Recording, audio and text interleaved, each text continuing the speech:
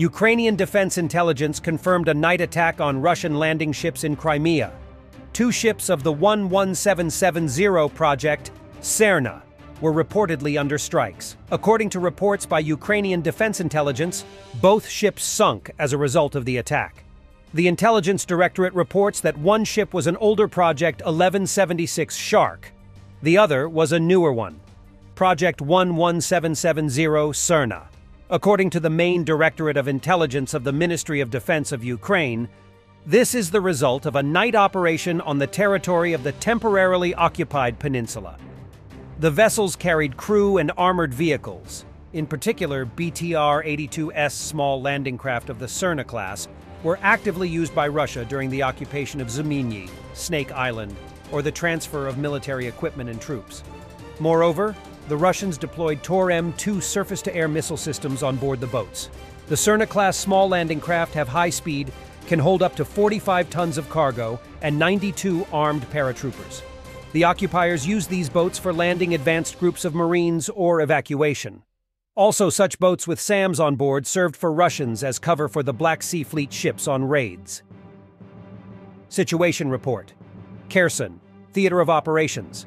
Ukrainian forces have expanded their control over considerable areas on the Russian-occupied bank of the river.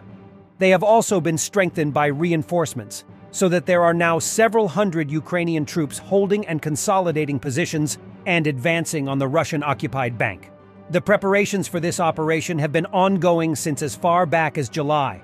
Ukrainian forces now have firm control over positions reaching from the Antonovsky Bridge to the railway bridge to the east of it, as shown in the blue area on the map. Ukrainian troops are also conducting assaults through Poima, Pishchanivka, and Pidstepna. Ukrainian troops have also established positions between Pidstepna and Kozachi Laheri, and are now consolidating the same. Ukrainian forces have expanded their control of Krinky and the surrounding areas, and are now storming Russian positions to the southwest and south of Krinky. The Oleshki-Nova Kakhovka road has been cut in 2 places by these assaults, and Ukrainian troops are advancing past the road and into the woods bordering the desert. This is an excellent area to establish a beachhead, because the Oleshki Sands desert is impassable and acts as a massive shield against Russian counterattacks. Any counterattacks will therefore have to come along the banks of the Dnipro River, and these can be held under heavy artillery fire from the Ukrainian-held bank of the river. While Ukrainian assaults continue, the desert again complicates Russian attempts to defend the area, giving them no space to maneuver or retreat. They literally fight with the desert to their banks. Ukraine continues to use a new class of indigenously manufactured drone with longer range to engage the enemy. These drones have been reverse-engineered from the Iranian Shahed drones. Russian forces in the area of the present operation are under heavy fire from drone-directed HIMARS strikes. Russian forces in the Kherson theater of operations are highly depleted and likely do not possess sufficient forces or reserves to impede Ukrainian advances in the area. Reinforcement from other sectors is also highly unlikely, with Russia presently conducting heavy assaults in areas like Avdiivka and also attempting to defend Zaporizhia. It is therefore unlikely that Russia has combat-ready reserves to spare for the Kherson theater of operations. Russian minefields in the area have been swept away by the flood that they triggered by destroying the Nova Kakhovka Dam. This simplifies Ukrainian assaults in this theater of operations. Russia's forces have placed demolition charges on civilian infrastructure in the area, just as they did before their withdrawal from Kherson. Near Hladkivka in the Skadovsk district of the Kherson region, a missile strike was carried out on an enemy convoy. As a result, up to 25 occupiers were eliminated and up to 30 occupiers were wounded. Also, 8 vehicles with ammunition and various military equipment, including spare parts for repairs, were destroyed.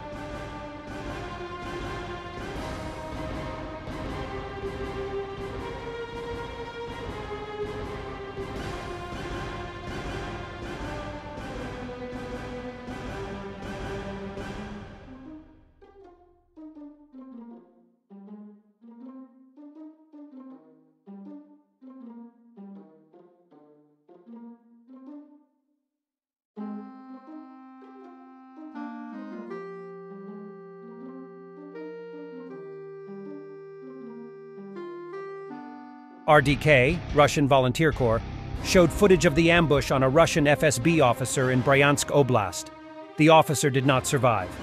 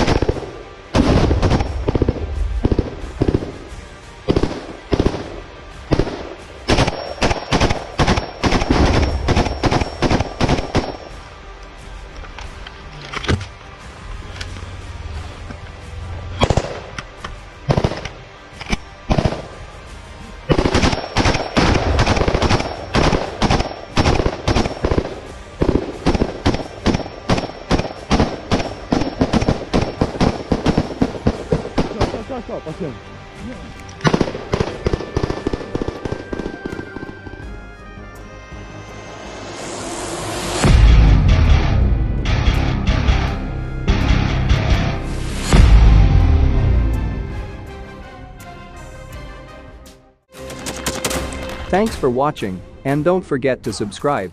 Also, if you want to support Warthog Defense, please become our member and get early access to new videos, exclusive members-only videos, and become administrator in comment section. The membership link is in the description. Rescues every day. We had a guy last week, it's 6 rescues in 6 days. You know, he's doing the job every day.